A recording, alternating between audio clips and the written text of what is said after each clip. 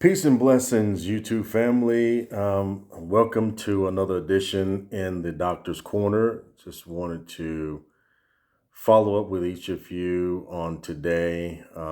It has been a very interesting week for sure. As some of you may have, if you chimed in on yesterday, I talked about my doctor's appointment on yesterday that I had in terms of my eyes. And so still kind of recovering from that and getting that matter resolved. So I'm not going to be on here with you long tonight at all, but I just wanted to, check in and wanted to say as well, I came across some new research today. Seemingly I have left out, seemingly our family caregiving family is, or community, I should say. I shouldn't say family, caregiving family, forgive me. But it appears as if our community of family caregivers is much larger than what I first reported. I pulled information, as a doctor, as a professional doctor, that is, my job was to be sure any information that I provide to you will be, data and statistics that, have either been peer reviewed and or, that you will be able to easily go out and research and pull that information yourself. So, for sure, any information I provide you, I'm going to do everything I possibly can to make sure that I'm providing you with credible information from credible sources. So, the initial information, a lot of information that we shared this week, is information that I pulled from, government data, right? Bureau of Labor Statistics. I think we also pulled some information from the Census Bureau as well. And so while that's typically credible data, unfortunately, oftentimes, because, of course, the government, they do things in terms of cycles and budgeting and funding and that sort of a thing. So oftentimes we're not getting data that is maybe the most current, like specifically the Census Bureau that we talked about. Of course, that was from the last census, which was 2020, right? So of course that information, it did not represent what we're experiencing in 2024, or you know, considering that we're still in 2024, most certainly does not take into that census report did not take into what the data says for 2023. So the Bureau of Labor Statistics, usually you're going to get a little bit more information that will be somewhat more current, but it still won't be as current as some of the other research being conducted. So I logged into AARP and noticed they conducted a research, looks like 2024. As a matter of fact, they reported this May 16, 2024, entitled New U.S. Workforce Report. Nearly 70% of family caregivers report difficulty balancing career and caregiving responsibilities, spurring long-term impacts to the U.S. economy.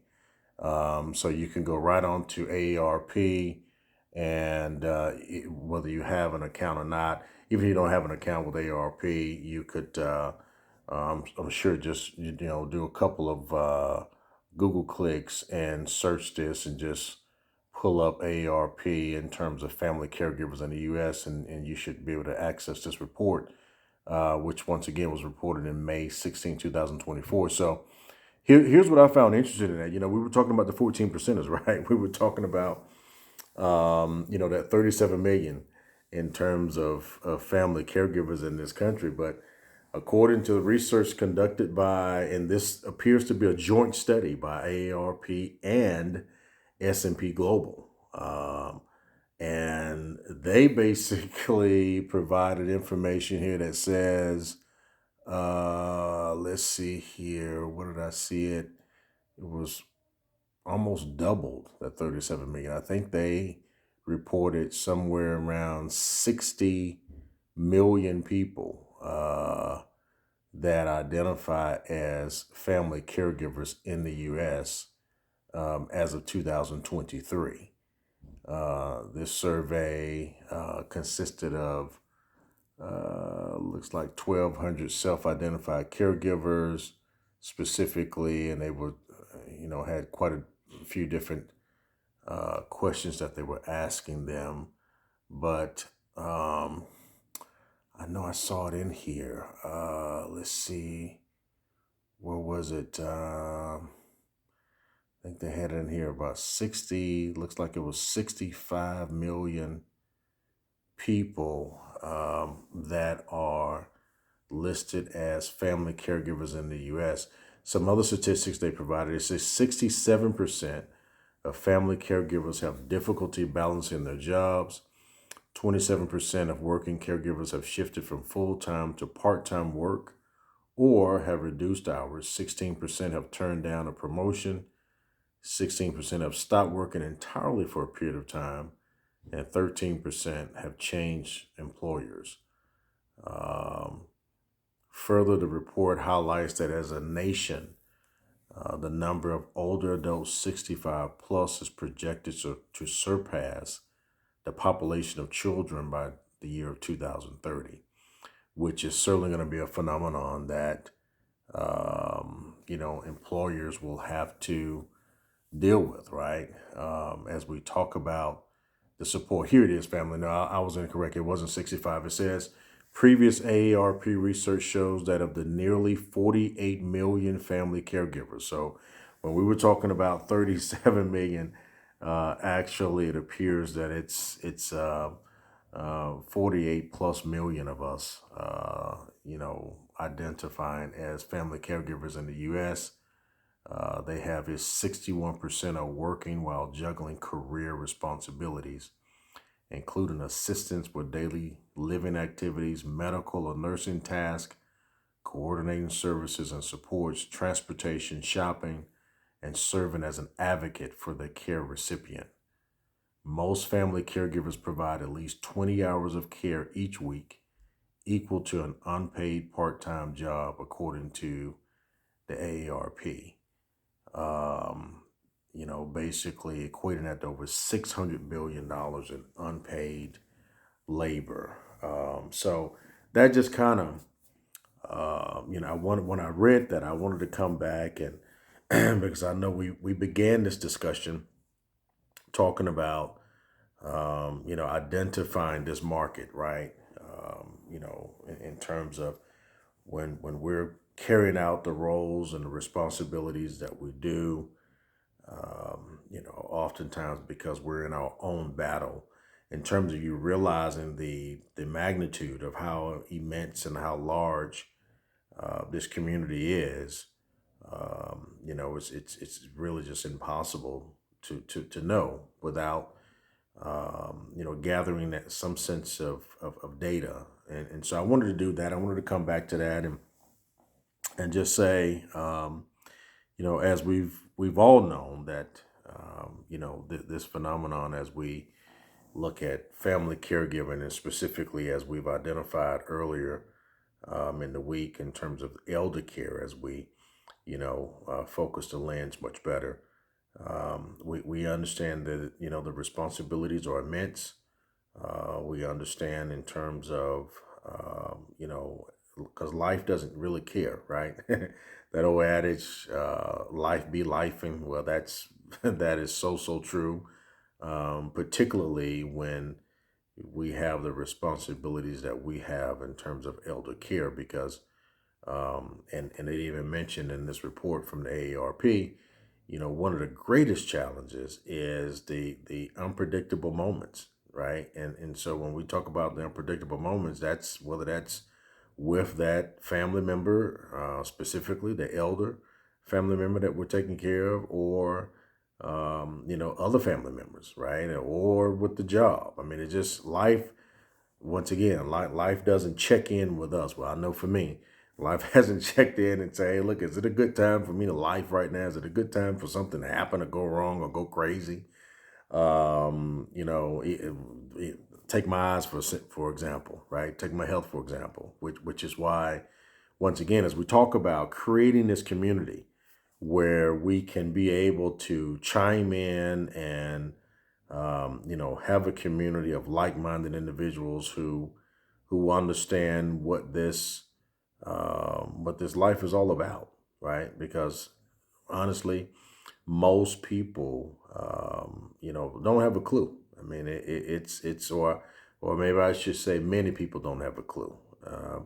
And, I think if you've ever had a child, or if you have ever had, whether it's a younger sibling or maybe a younger cousin or something like that that you've had to take care of, that provides you with a baseline, right? A baseline of understanding to be able to grasp somewhat what this elder care giving is all about. But truthfully, it's a scenario of something that you have to absolutely strap the shoes on and be laced in, personally, to be able to fully grasp all that's involved. And so, hopefully, each of you have found a way to be able to fight through the challenges of your schedule and how quick, and how fast time just flies, it appears. Hopefully, you found a way to break away and find you 3 minutes, 5 minutes, 10 minutes, some sense of some time for yourself to chart out. Because in conducting additional research earlier as well, I don't know if it was last night or this morning or at some point throughout the day, just talking about the number of caregivers who suffer from burnout, right? And each of us, if we would be completely transparent and completely truthful, would be able to say and admit to the fact that, for sure, um, we've been at that pinnacle of burnout. We've been at that stage of searching for, um, you know, that extra wind to be able to get through it. So with that, once again, I want to continue to encourage you. Want to continue to encourage you. Find a way to give to yourself. Find a way to be sure that your first stage of caregiving begins with you. Whether that's a walk, whether that's if you can't take a walk in the park somewhere, if you can just walk through your house, go outside and get some fresh air. If you like to read, if you can get you a book and maybe just start a paragraph, right? Maybe you can't read that whole page. Maybe you certainly can't read the whole chapter, but maybe start with a paragraph, right? For those of you that like to write, do that. Get your, with all of this technology that we have today, whether that's you getting your phone out or getting your computer out and just, do voice text, right? Just speak it, record it, what your thoughts are, and allow that to, be able to at least start that from that perspective, which is why, remember our last conversation was talking about in terms of, your feelings of having your dreams, forfeited, right? And the reality is this very well could be a magnificent opportunity for you writers who have some phenomenal ideas, even with, the challenges that you're being presented with in this space. What I'm attempting to do is to reach out to so many of you who I'm sure have gone through many of the same challenges that I've gone through or am going through.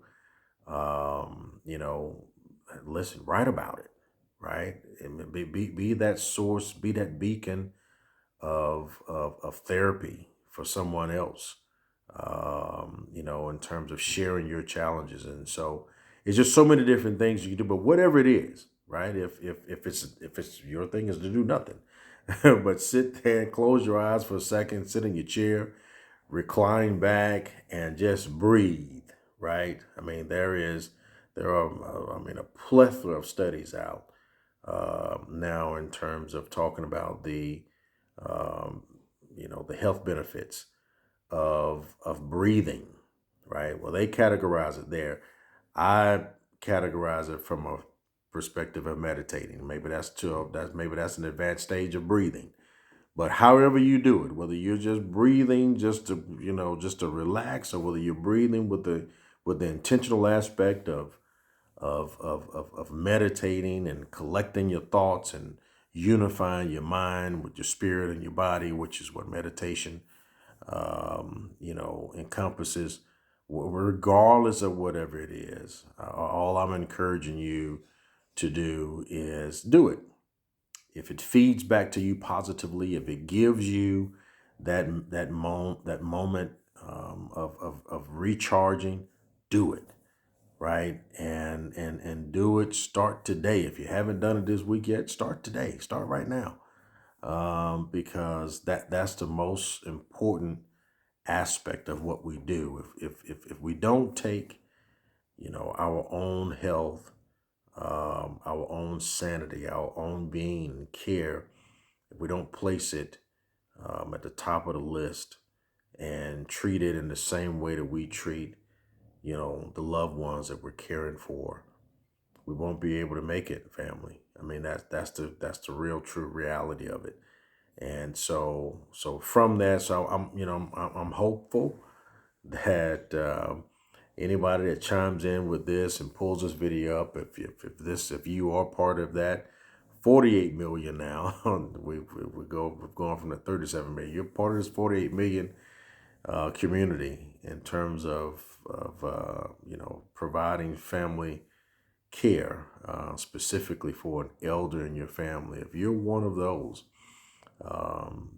this channel is for you. And as I've mentioned before, this is not all that we're going to talk about, right? I mean, next week very well may be, a completely different series. But the Doctor's Corner will still be a place, a refuge for like-minded individuals to be able to, because what I've come to realize, family, is, so many of us, we come from many different walks of life.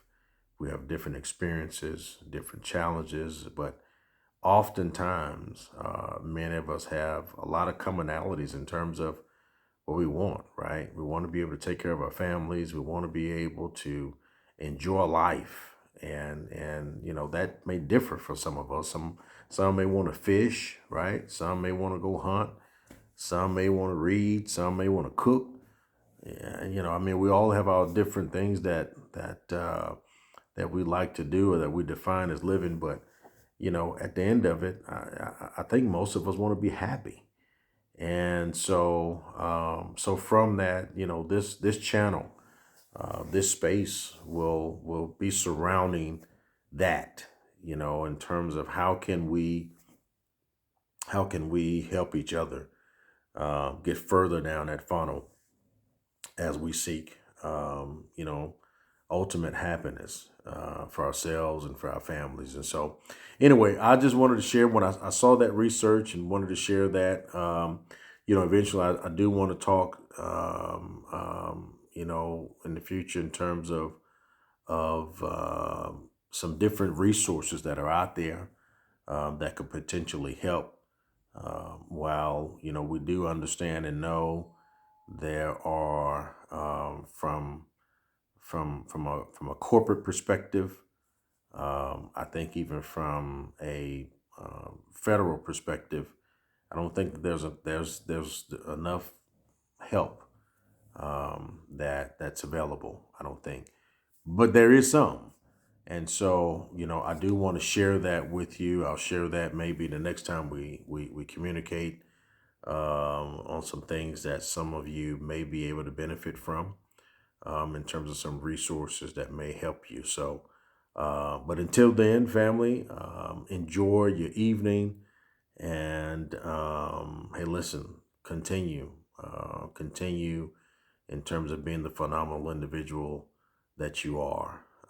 Continue to be the most phenomenal individuals that you are, in the walk, in the journey, in the responsibilities that you have, come to the line and said, hey, you will, you accept the call. So continue to be great, continue to be phenomenal. And until we talk again, take care, be well, peace.